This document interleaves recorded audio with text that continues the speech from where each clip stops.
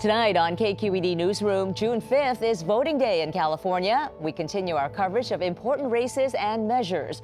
It's the Warriors and Cavs again for the fourth consecutive year in the NBA Finals. What lies ahead in their quest for victory? Plus, a star-studded comedy festival returns to the Bay Area. From dozens of performers to interactive exhibits, we'll give you a preview. Hello and welcome to KQED Newsroom. I'm Thuy Vu.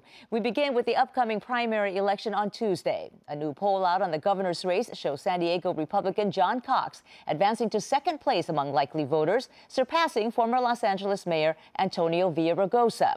Democratic Lieutenant Governor Gavin Newsom remains in the lead, according to the poll by UC Berkeley's Institute of Governmental Studies.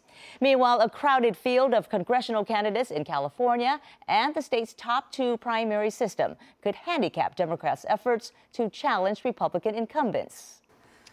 Joining me now to dissect the upcoming election are Wilson Walsh consultant Sean Walsh, KQED's politics and government reporter Marisa Lagos, and Los Angeles Times politics reporter Christine Mai-Duc, who joins us via Skype from Los Angeles. Welcome to all of you. Thank you. Thank you. Sean, how significant are these latest poll numbers showing Republican John Cox in second place in the governor's race? They're incredibly significant, and they're not just significant for California, but nationally. With Cox in second place, that may actually mean that the Republican turnout for the congressional seats that Nancy Pelosi is counting on, those 5 seats in California to turn the House, goes out the window. So it's really, really important. And how did this happen? Did Trump's endorsement play a big role? I think it helped. You know, Cox has been sort of getting support from Republican establishment folks for the last few months. He did succeed in getting the support from Kevin McCarthy, who's the hopeful House Speaker. He's been working very hard to get a lot of endorsements, and I think a couple tweets from Trump is going to help, especially in a race where you have him and Travis Allen, a state assemblyman, who are not all that well known statewide. And Christine Mai-Duc, you're there in Southern California. You've been covering the congressional races. And Sean alluded to this earlier when he said that, well, if John Cox is in the top two, that could bring out more GOP voters. So what should we be looking for? What are some of the most competitive and interesting congressional races that we should be looking at in June and down the road in November? Yeah, absolutely. I think that Sean definitely touched on something that has been an issue that Republicans are concerned about in California, and that is, you know, with this overwhelming level of energy on the Democratic side, what can Republicans do to ensure that their voters turn out in June and November to make sure that, they kind of maintain this edge that they naturally usually do and have in midterm years? And so having a Republican candidate at the top of the ticket in California in the governor's race could be a major key to sustaining that level of enthusiasm and therefore helping Republicans really maintain that edge in turnout that they usually do have. And so I think that it will make it tougher for Democrats for sure if it's John Cox and Gavin Newsom in the governor's race in the fall. And the Democrats have made it very clear that the road to retaking the House needs to run through California. So what are some of the most competitive races that you're seeing that we should keep an eye on? Yeah, absolutely. Nationwide, Democrats need to win about 24 House seats to flip control of the House. They have targeted seven in California and 3 others, actually. So the full field that they're looking at is 10. And 7 of those districts are districts where there's a Republican member of Congress, and yet Hillary Clinton won in 2016. One of the epicenters of that activity right now is Orange County, where there are 4 congressional seats there that are held by Republicans that are really competitive in their eyes, and 2 of those actually belong to Congressman Ed Royce and Congressman Darrell Issa, both of who have announced that they're not going to be running again, so they're actually retiring.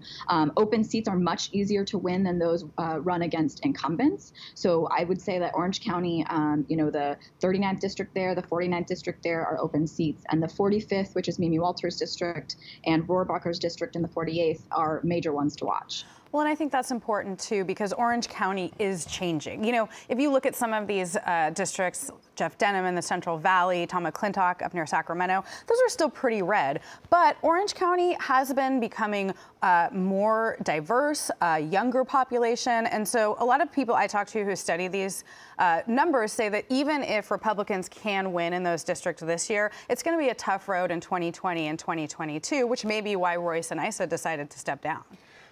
So absolutely right. It is changing, but Republicans have 3 advantages that are now coming to light that weren't evident a month ago. Number one, the unemployment numbers out today, 3.2%. Rock bottom, 200,000+ new jobs in the workforce. Huge number of job gains, the biggest since February. It is, and the country's feeling it, and California's feeling it, number one. Number two, the Democrats ran everybody, including the butcher, the baker, and the candlestick maker in those races. So there are, a dozen odd people running in these races. So they tend to cancel each other out. So you may actually, instead of having a competitive race, because the top 2, as we were talking about, could be both Republicans now in those races. And there's so many Democrats that are so disparate, they'll split the vote. So Republicans are feeling very good about that. And also, Gavin Newsom, Donald Trump's twin, apparently, because Gavin's efforts to get John Cox as his running mate have had significant impact. The business community did a poll survey where they figured that if there was not a Republican on the top of the ticket, that the high propensity Republican voters coming out in the fall election would fall to about 55%. If there's a Republican at the top of the ticket, it's 85%. So those numbers, probably with the multiple Democrats running in those races, make the difference. And Christine, you're there in Southern California. How big an issue is immigration? And will that issue drive additional GOP members, GOP voters to the polls, especially when you have all this debate now over California's sanctuary laws, and there's a bit of resistance coming from a lot of the cities and counties in Southern California? Yeah, I think immigration is always an interesting and crucial issue in California, and especially Southern California. It's also a very big issue for Central Valley Republicans, who kind of have taken a different road on that issue, and they're really have to walk that fine line because so many of their constituents are immigrants, kids of immigrants.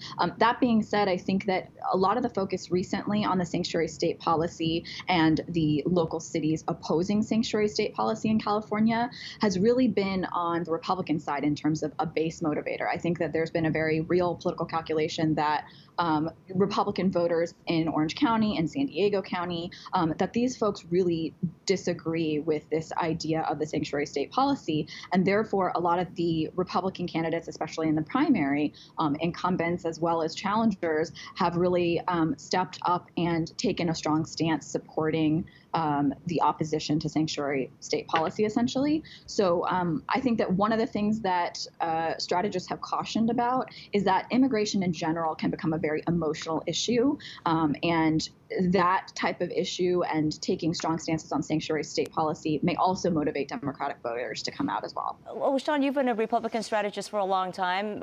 Immigration can cause the undoing of a Republican, too. I mean, we can look at Governor Pete Wilson and Prop 187. Immigration and illegal immigration, and when you cleave those two, and I will tell you that with Democrats, there is a belief that, yes, we favor legal immigration, but uncontrolled, unregulated, illegal immigration is a problem. And I will tell you, this is an issue across the country. So sanctuary cities and sanctuary state factors into other states.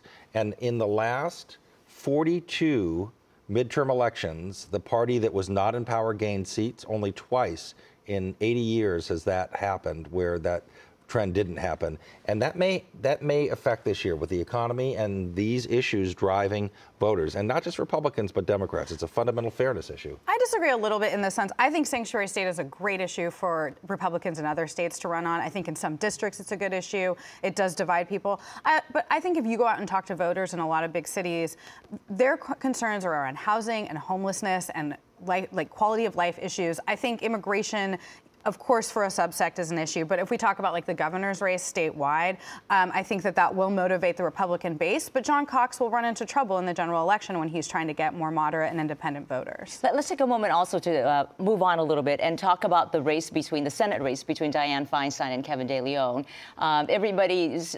Most legal experts seem to think that Dianne Feinstein will definitely come out the winner. But how has Kevin De Leon's candidacy changed the tenor of this race? Dianne Feinstein would disagree with this. She has, but I think she's been pushed to the left by just him challenging her. I mean, she's come out recently to talk about her support for medical marijuana in states that have that. And recreational marijuana, and recreational marijuana. she's really, I think, moved to the left on some of these issues that previously she's been a more moderate Democrat. And so I think the recent poll we saw come out Friday morning is really interesting. She's only at 36%. That's only 6 percentage points more than where Gavin Newsom is polling. She's been in office for 25 years. She is well known. The question really is at this point, can Kevin De Leon get into the top 2? I don't think he can win against her, but it will make it certainly a different race, and I think it'll keep pushing Dianne Feinstein towards the left. Christine, from your vantage point there at the Los Angeles Times, how is the Senate race playing out in Southern California among voters and legal experts down there? Yeah, sure. I think that, it is really notable, as Marisa said, that she is polling at that low of a number, having been in office and an incumbent for so long.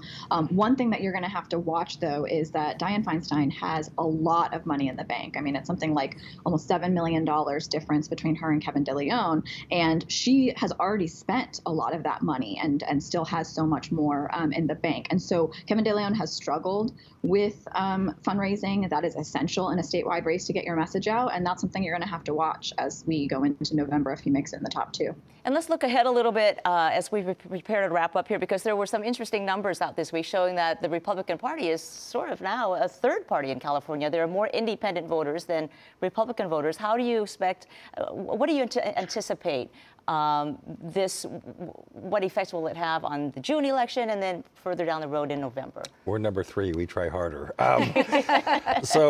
What I think actually is... I wish you luck. There's been a trend line we've been analyzing. This actually seems to have happened 2 years sooner than what the actual projected timeline is.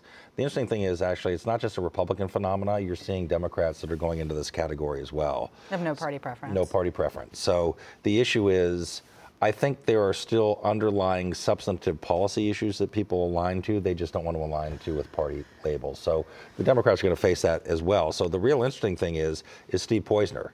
Steve Poizner is running as insurance commissioner with a no party preference, and he was a Republican in the past. So if he can actually break through with an NPP, because normally people look at that ballot designation and they do vote on that, then I think you might see a little bit of a crack in the dam where other people can run, not as a Republican or Democrat, but an NPP. I think a lot of moderate Republicans who are frustrated with the Trump message and with sort of what we're seeing from the Republican Party are really hoping that Poizner does offer a new path in California. And I think that when you look at independent voters, what's interesting is they're not third-party voters. They generally go either Democratic or Republican. They just don't want to be allied with either party, which of course makes it harder for political consultants like Sean to do his job and figure out what to say to them. You know? Money in the bank. They need us more. Christine, Mai-Duc, 15 seconds. You get the last word here. Quick comment on this? Yeah, I mean, I think that Marisa's right that it makes jobs of campaigns and political consultants a lot harder because not only are you not sure what the message is to go to certain voters, you're actually also not sure in terms of get out the vote.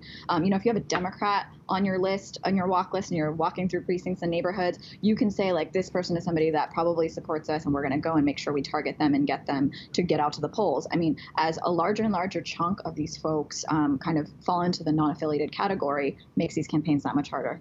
All right, a lot to watch between now and just Tuesday. Marisa Lagos at KQED, Sean Walsh with Wilson Walsh Consultant, and Christine Mai-Duc with the LA Times. Thank you to all of you. Thank you. Thank you so much. Turning now to sports. Last night, the Golden State Warriors beat the Cleveland Cavaliers in overtime in Game 1 of the NBA Finals. Thursday's game delivered high drama, with Golden State winning 124-114. Cleveland's LeBron James carried his team with 51 points. The Cavs were close to winning, but for a few epic mistakes. Is that enough to help the Warriors clinch their third NBA championship? Joining me now to break it all down are 95.7 The Game co-host of the Greg Papa Show, Bonta Hill, and Cavs beat reporter for Cleveland.com and the Cleveland Plain dealer, Joe Vardon. So nice to have you both here. You must still be a little tired after, wow, what a game last night. Yeah, it was a wild time at Oracle Arena for sure. I mean, I didn't get home till late, but it was all worth it. I'm still trying to comprehend everything that happened in Game 1. But prior to Game 1, though, some people thought, oh my God, yet another finals matchup between the Warriors, the Cavs, 4 years in a row, boring. Did last night's game shatter that, Joe? Yeah, I think so. And I think what you saw is not only a Cavs team that was game, but some emotions that have been, I don't know if building up's the right way to say it, but these two teams have fought for titles for 3 straight years. This is the 4th year. And by the end, you've got Tristan shoving Draymond, and Draymond mocking the Cavs, and LeBron and Steph jawing back and forth. And this is just something that's been going on. And so I think the more you put these two teams into a room together, I think the tenser it's going to be. So the game itself wasn't boring, right? I think by all accounts, it was one of the most exciting game one of the finals. But is the matchup itself exciting enough? I mean, some sports fans have been griping 4 years of this. It's taking all the excitement out of basketball. Yeah, no, I think you have one of the greatest teams of all time in the Golden State Warriors and what they've done over the last 4 years. And on the other side, you have one of the greatest players in NBA history. So how can you be bored of that? You have LeBron James trying to conquer this team full of all-stars, 4 all-stars in the Golden State Warriors, and they know each other. You know, they don't like each other. And some, the Cavaliers feel like they should have won the 2015 title due to Kevin Love and Kyrie Irving being injured. The Warriors felt like they should have won in 2016 when Draymond Green got suspended for Game 5 and Andrew Bogut was injured and Iguodala started getting hobbled with the back. So it's not a boring matchup. There's the storylines there. You have the star power. And yes, leading into Game 1, I was a little like, I kind of wanted to see the Boston Celtics. But once the ball was tipped up, I was like, okay, these teams hate each other. This is the best matchup. And the ratings reflect that. And so you have a situation where it does seem like it's LeBron James, the individual, against the entire team, the Warriors, right? So how does LeBron James, what's the dynamic of that as he approaches the season? Well, I think both he and his teammates understand the dynamic. In the first 3 matchups, LeBron had a running mate in Kyrie Irving, who is, as good as they come, and he's no longer with the Cavs. So now they're set up to play entirely through LeBron and for his role players to play their roles. And what you had for the most part, I thought, in Game 1 was players playing well defensively, moving the ball, rebounding. Those are the kinds of things that he needs his teammates to do. They only had 2 other players score at least 10 points. They probably need 1 or 2 more to start winning these games. So if you're Coach Steve Kerr, what changes would you make to slow down LeBron James in future games? Well, you may need to start sending more double teams at LeBron James, but he's such a good passer that it's almost, you have to pick your poison. So I think you have to live with LeBron James just shooting. He did make 3 3-pointers last night, and he's also he's shooting the ball so much better. Here it is, year 15, and you've seen it all year, Joe. His shot is so good. So it's like, you can't really stop him. You only hope he has a cold night. But also they need Andre Iguodala, who's been out with the left leg lateral soreness. He's doubtful for game number 2. He's the guy that won the Finals MVP in 2015 who really defends LeBron James well. He has a long wingspan, can move his feet. He's smart. The Warriors without Andre Iguodala, they're just going to struggle trying to defend and slow down LeBron James. Joe, is there a perfect team for LeBron James? What would that look like? Well, he's always wanted to be on teams where shooters are placed around him. And to a large degree, he's had that in Cleveland. What no one envisioned was Kevin Durant joining a Warriors team that was already built to win titles. I mean, these 2 teams were supposed to duke it out. No one saw Durant coming. That sort of changed the dynamic. What LeBron has this year around him is not ideal, just because he doesn't have that other playmaker. And you could even argue that there are fewer shooters on the team this year. But LeBron has been so good, and the other guys have done just enough to get them back to this point. So what's at stake now? There are some individual legacies at stake. What's at stake for King James, for Curry, for Durant? Well, I think LeBron's legacy is pretty well set in stone. I mean, he's got 3 titles. He won 1 in Cleveland. He played well this year when it looked like the team may retreat. So I think his legacy's there. Steph is looking for a Finals MVP, I think. Right. And the same goes for Durant. I think Durant, I don't believe will ever reach LeBron's level in terms of legacy. But he's going to be a multi-time champion. He's a former MVP, and it should be all roses. Yeah, I agree with Joe. LeBron James, he's been an underdog in all but 1 or 2 NBA Finals. Nobody expects the Cavaliers to make this a series. By him just taking this Cavaliers team to the Finals is an accomplishment. You think about it, they lose their first game in the playoffs to Indiana, get blown out. They sweep Toronto, the #1 seed, and then play a Boston team. Although they didn't have Kyrie or Gordon Hayward, they were tough. They had a home court advantage, and LeBron James goes into the parquet floor and wins game number 7 in Boston. So I agree with Joe there. LeBron's legacy is cemented. Kevin Durant needs to win another ring. He needs to win one because last year everybody said, okay, the Warriors, it's just an unfair advantage. Nobody had the time to prepare for them. So Kevin Durant and Steph Curry, they need this more. I just have 1 minute remaining, so I'm going to address this to both of you guys, 30 seconds each. Who do you think is going to win the series and why, Joe? Oh, I think it'll be the Warriors, and I just think because they are the worst possible matchup for the Cavs. Everything that the Warriors do well are things that the Cavs have been exposed as struggling with all season. Right, Warriors in 5. LeBron James will win a game probably in Cleveland, but they just have too much talent. They're deeper than the Cleveland Cavaliers, so it'll be a fun 5-game series, but I have the Warriors winning another championship. Okay, so great to hear the excitement still from you both. Good stuff, right? All right. Bonta Hill, co-host of 95.7 The Game, and also Joe Vardon, the Cavs beat reporter for Cleveland.com and the Cleveland Plain Dealer. Thanks so much, you guys. Fun to have you on. Good to be here. Good to be here.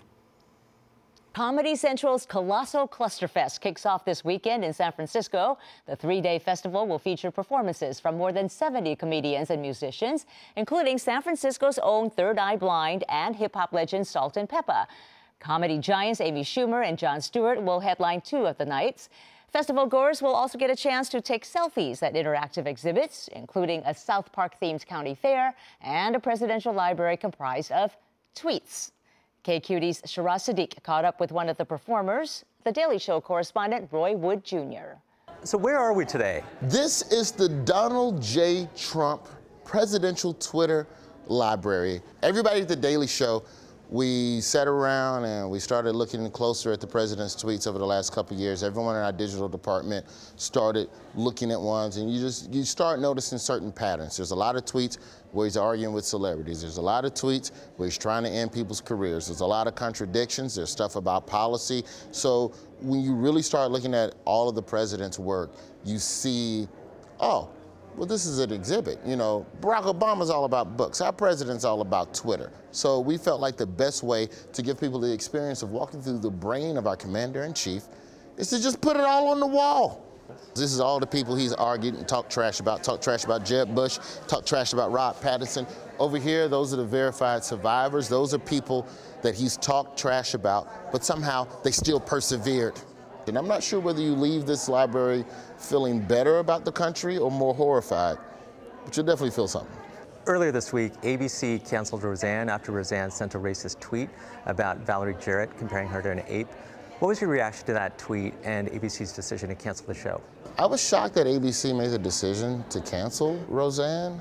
I feel like the mistake we make as performers sometimes is making jokes off the stage. And this goes for any comedian. I just feel like the safest place, if you want to say something that has some edge, that really was a joke, that you really didn't intend to be taken that way, the safest place to say it is on the stage. Twitter's a trap. You're at the mercy of other people's interpretations. You have no vocal inflection, you have no performance, you have no body language, and it doesn't matter whether or not I agree with Roseanne calling someone an ape. I don't agree with that. But the safest place to even attempt that, it ain't Twitter. If it's one thing that Twitter has done consistently is chew up careers. Roy, you're the father of a toddler. What will you tell your son when he's older about what it's like to be a black man in America?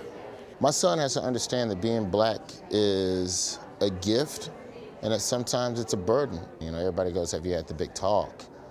When are you gonna have the talk? And you know, they're talking about the birds and the bees. To me, the big talk is how to deal with the police. It's something that I think about all the time, man, because, you know, being black is a job sometimes, and my son's got to know that he's on the clock 24/7. We heard about the March for Our Lives in D.C., but there was another march going down all the way out in Helena, Montana.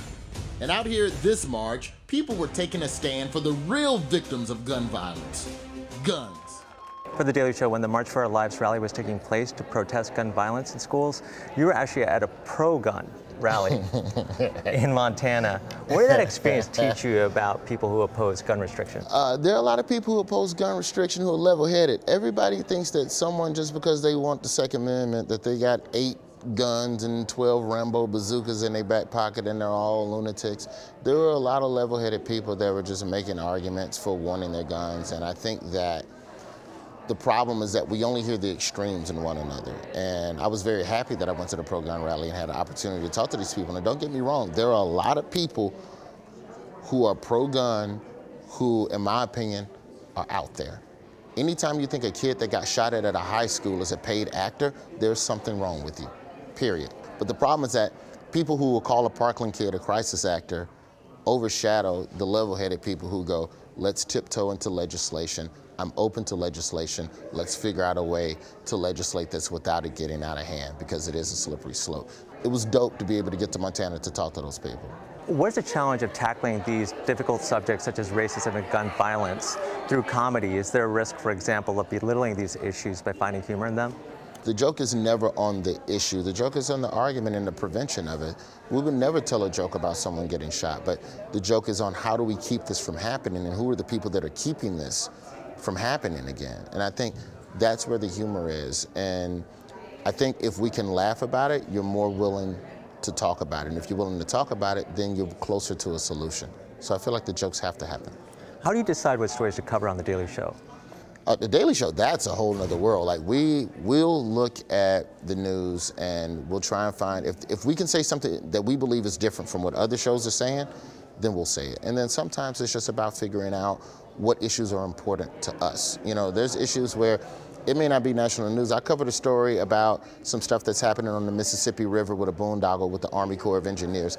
Not a big news story, but it's something that affected people. It's something that economically and environmentally was ruining the country. And thankfully, right before President Obama got out of office, he changed it. I like to believe that my story is the reason that you're welcome, Missouri. That's what I tell myself at night before I go to bed. Roy, thank you so much. It was great talking with you. Yeah, thank you. Colossal Clusterfest starts Friday and runs through Sunday at the Bill Graham Civic Auditorium and Civic Center Plaza in San Francisco. Tickets are still available at clusterfest.com. And as always, you can find more of our coverage at kqed.org/newsroom. I'm Thuy Vu. Thank you for joining us.